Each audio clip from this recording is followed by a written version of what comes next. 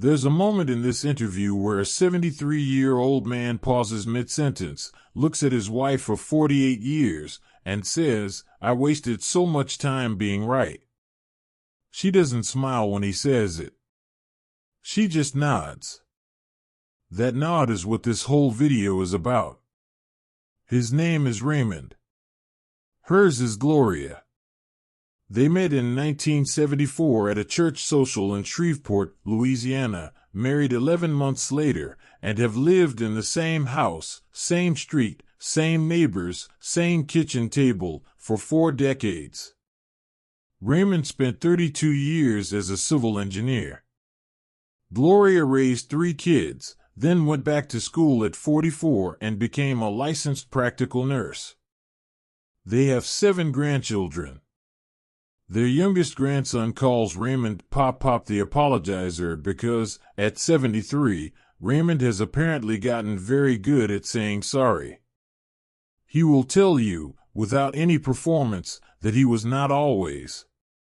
Here's what I want you to hold on to before we go any further. Raymond and Gloria's marriage is real, and it is beautiful. And the regrets Raymond shares in this interview are some of the most honest words I have ever heard a man of his generation speak out loud. I am not here to diminish that. I am not going to do what some channels do, let their story wash over you like a warm bath and send you home feeling nostalgic but no smarter about your own relationship. What I am going to do is honor Raymond and Gloria by taking their wisdom seriously enough to examine it. Because they built this marriage inside a very specific world, one where men were culturally rewarded for emotional distance, where Gloria had no independent credit history until 1977, the year the Equal Credit Opportunity Act actually began to be enforced, and where working on your marriage meant staying, not growing. The things Raymond regrets? Science has been studying those exact things for 40 years. And what the research found is both more hopeful and more complicated than Raymond knows. So here's what we're doing today. We're going to take Raymond's 5 biggest regrets, the ones he wishes he could go back and fix, and we are going to run them through 2 filters, the historical context that created them, and the psychological research that now explains them. What survives that process is wisdom you can actually use. What doesn't survive it is equally important to name, because following outdated advice with good intentions is still how modern relationships quietly break. By the end of this video, you will have 5 updated principles drawn from 48 years of real marriage and from decades of relationship science, principles that don't ask you to erase yourself, endure in silence, or pretend it's 1974. They ask something harder and more specific than that. Raymond's first regret is the one that surprised me most, not because it's unusual, but because of how he described it. And what he described, it turns out, has a clinical name. Raymond's first regret is not that he worked too much, though he did. It's not that he missed recitals or forgot anniversaries. His first regret, stated quietly and without drama, is this: I never once asked Gloria what she needed. I assumed I already knew. 48 years. He assumed for 48 years. What Raymond is describing, though he doesn't have the language for it, is something researchers call mind-reading error, and it is one of the most well-documented patterns in long-term relationship deterioration. He built a mental model of Gloria sometime in the late 1970s and then, without realizing it, stopped updating it. He knew the Gloria who needed security and consistency. He did not know, because he never asked, the Gloria who, by her late 30s, needed intellectual challenge, creative outlet, and the feeling of being seen as someone with ambitions that existed outside of their household. She went back to school at 44 partly, she says, because Raymond had no idea I was dying on the vine. He thought she was content. She thought he wasn't curious enough to ask. It's worth naming what world shaped this. Raymond came of age in a culture that treated a husband's role as provider of answers, not asker of questions. Emotional curiosity between spouses, particularly husbands toward wives, was not modeled, not celebrated, and in many working-class Southern communities was quietly coded as weakness. Raymond was not a bad husband. He was a man doing exactly what his environment trained him to do. But here's what the research says. Dr. John Gottman, whose lab at the University of Washington spent decades studying thousands of couples in what became known as the Love Lab, found that couples who maintain what he calls love maps, detailed, constantly updated mental knowledge of their partner's inner world, fears, hopes, and daily stressors, are dramatically more resilient during conflict and life transitions. The couples who stayed together weren't the ones who fought less. They were the ones who kept being curious about each other. They kept asking. The map never got old because they never stopped drawing it. Raymond stopped drawing Gloria's map around 1988. He didn't know that's what he'd done. The updated principle here is this: knowing your partner is not a thing you achieve, it is a practice you maintain. The question is not, do I know them? It is, when did I last ask? Raymond's second regret lands differently. He takes a longer pause before this one. I kept score, he says. In my head, I always knew who'd done more. And I made sure Gloria knew I knew. He's not talking about chores, exactly, though that's part of it. He's talking about a broader ledger he kept of sacrifice, effort, and contribution. Who gave up what? Who compromised last? Who had the harder week? For years, Raymond ran this internal accounting system, and when the balance felt uneven, it leaked out, in sharpness, in withdrawal, in a particular silence that Gloria learned to dread. Gloria, when asked about it, says, I always felt like I was auditioning. Like I had to earn my place in my own marriage. This pattern has a name in relationship psychology too. Gottman calls it scorekeeping, and it is one of the 4 behaviors he identified as most predictive of relationship breakdown, what his research calls the 4 horsemen, alongside criticism, contempt, and defensiveness.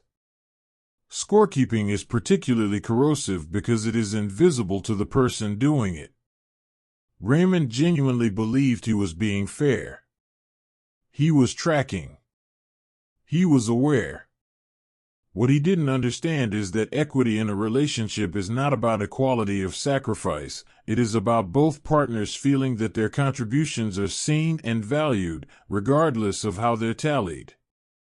The context matters here too. Raymond was raised in a household where his father's financial provision was treated as the ultimate contribution. Everything else was secondary. So Raymond always felt, on some level, that the ledger started in his favor. That he was owed something for showing up economically. That baseline assumption, invisible, inherited, never examined, poisoned the accounting before Gloria ever had a chance to compete. What modern research suggests, particularly work coming out of Dr. Sue Johnson's development of emotionally focused therapy, is that scorekeeping is almost never really about fairness. It is about unmet attachment needs, the quiet, panicked question underneath the ledger, am I enough? Do you see what I give? Do you value me? When Raymond kept score, he wasn't being petty. He was, in the only language available to him, asking to be seen. The tragedy is that the behavior itself prevented the answer. The updated principle, stop counting contributions and start naming what you need. Scorekeeping is just unspoken longing wearing the costume of fairness. Raymond's third regret is the one he almost didn't say. You can see it in the interview. He starts to speak, glances at Gloria, recalibrates, and then says it anyway. I never let her be upset with me. The moment she'd get angry, I'd shut the whole thing down. Leave the room, go quiet, act like nothing happened until she calmed down. I thought I was keeping the peace. I was keeping her alone. Gloria nods again. That same nod from the beginning. What Raymond is describing is a behavior that relationship researchers call stonewalling, and it is the fourth of Gottman's four horsemen, and in many ways the most quietly devastating. Stonewalling feels, from the inside, like restraint. Like maturity. Like not making things worse. Raymond genuinely believed he was being the calm one. The stable one. The one holding it together while Gloria got emotional. What he didn't understand is that from Gloria's side of the room, his silence was not calm. It was abandonment. Every time he walked away from her anger, he was sending a message he never intended. Your feelings are too much for me, and I will not be present for them. Here's where I have to push back on the framing Raymond uses, because he frames this regret as a personal failing, a character flaw he should have overcome through willpower. And that framing, while humble, misses something important. Raymond did not stonewall Gloria because he was weak or cruel. He stonewalled her because he was physiologically overwhelmed. Gottman's research found that during high-conflict conversations, men's heart rates spiked dramatically faster than women's, reaching what the lab calls flooding, a state in which the prefrontal cortex effectively goes offline and rational engagement becomes biologically impossible. Raymond wasn't choosing to abandon Gloria. His nervous system was choosing survival. But here's what he got wrong, and what his generation's advice gets wrong when it says things like never go to bed angry. That phrase assumes anger is the problem to be solved right now, in this conversation, tonight. Modern research on emotional regulation, particularly work by Dr. James Gross at Stanford on what he calls the process model of emotion regulation, suggests that for many people, especially those who grew up in emotionally stoic households, temporary disengagement followed by a deliberate return is not avoidance. It is repair. The critical difference is whether you come back. Raymond left. He rarely came back to the conversation. He waited for the weather to change and then pretended the storm hadn't happened. That is the part that left Gloria alone. The updated principle, the goal is not to stay in the room when you're flooded, it is to always, explicitly, return to the conversation. Walking away is sometimes wisdom. Never coming back is abandonment with a quieter name. It is also worth pausing here to name something structural. Raymond and Gloria built this marriage on a single income, Raymond's. Gloria did not work outside the home for the first 14 years of their marriage. This is not a criticism. It was a reasonable, common arrangement in their era and community. But it meant something specific about power that we cannot pretend away. Gloria's ability to leave, to push back, to hold firm in conflict was constrained by economic dependence in ways that Raymond's was not. When researchers study long-married couples from this generation and marvel at their longevity, we have to be honest that some of what we're measuring as commitment was, for many women, the absence of a viable exit. Gloria has said, with characteristic directness, that she stayed because she loved Raymond and because leaving in 1987 with 3 kids and a nursing degree she hadn't yet earned would have been a different kind of survival. Both things are true simultaneously. Honoring their complexity is not an attack on their marriage. It is respect for everything Gloria actually navigated. Raymond's fourth regret is the most universal, and in some ways the most heartbreaking precisely because of how simple it is.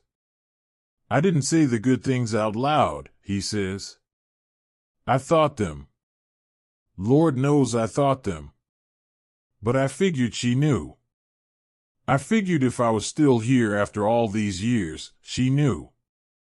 He thought presence was enough. He thought showing up was its own language. What Raymond is describing is the slow erosion that happens when appreciation becomes assumed rather than expressed, what researchers call positive sentiment override working in reverse. Gottman's lab found that in stable, happy relationships, couples maintain a ratio of roughly 5 positive interactions for every 1 negative one. This is known as the 5-to-1 ratio, and it is one of the most replicated findings in relationship science. Raymond, by his own account, was running closer to 1:1 on his best days. Not because he didn't feel the positive. Because he believed feeling it was the same as communicating it. This belief was shaped by his context in a particular way. Raymond's father showed love through action, through fixing things, providing things, being there. Verbal affirmation was considered, in that household, slightly suspect. Men who said too many soft things were men who were performing. So Raymond performed love through labor. Through staying.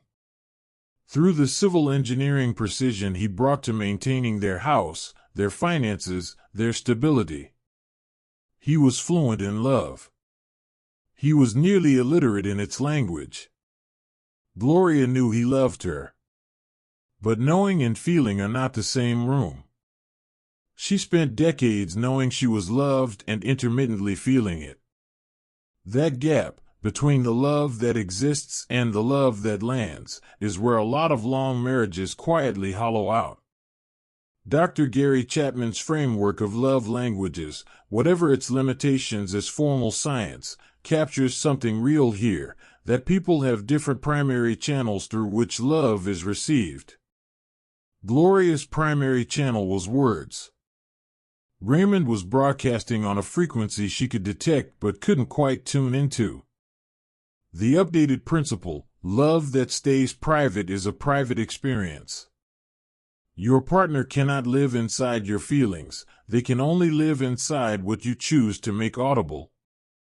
I want to go back to Raymond and Gloria one more time. Not to their regrets.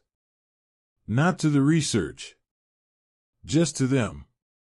They are still in that same house on that same street in Shreveport. They still eat dinner at the same kitchen table.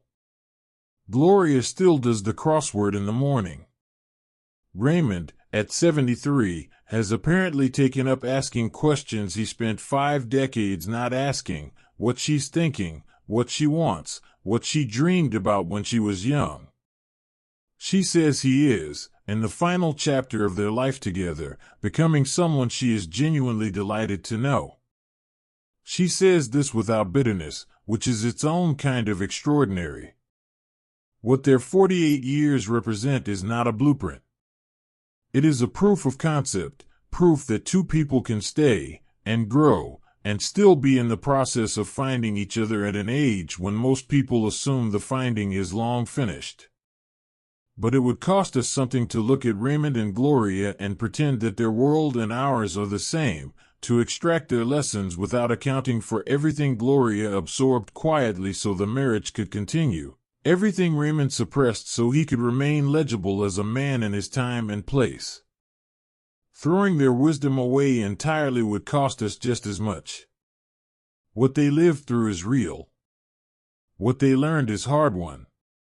We owe it to both of them to carry it forward carefully, updated, examined, and honest about what it took to get there. If you're watching this and you recognized yourself somewhere in Raymond's 5 regrets, I want you to sit with that.